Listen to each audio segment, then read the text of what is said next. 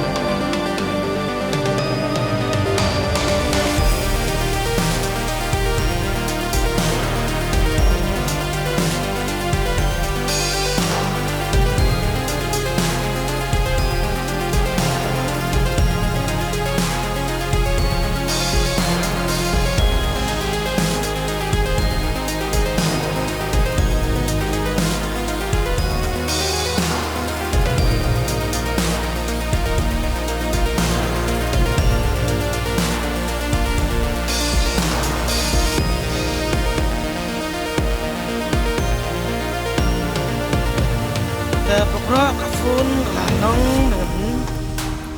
ini kafun kemudian ini kafun te kumsna te TikTok bos kafun te dek panel siya kadi garong yu tamang suhay kadi garong black kadi garong pay juga dek kafun te TikTok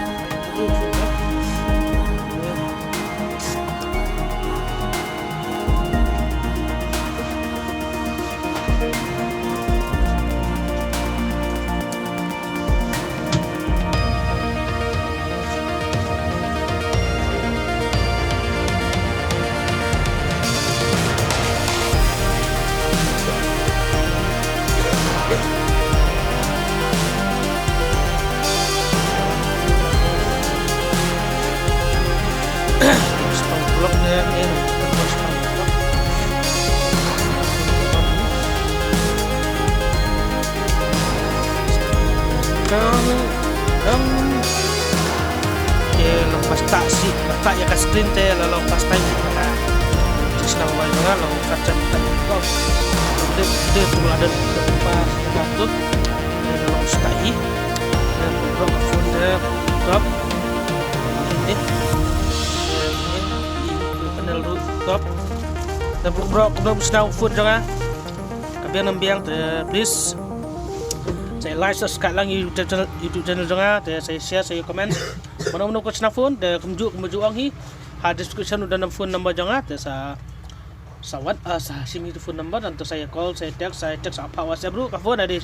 dari nano ru ka phone nasional na ru menelera warabi ka phone pada kali ru sa sim ngada kali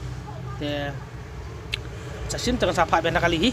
ta vlog bro tangi tahi kentin de kebeli sibun kebeli jarmu IP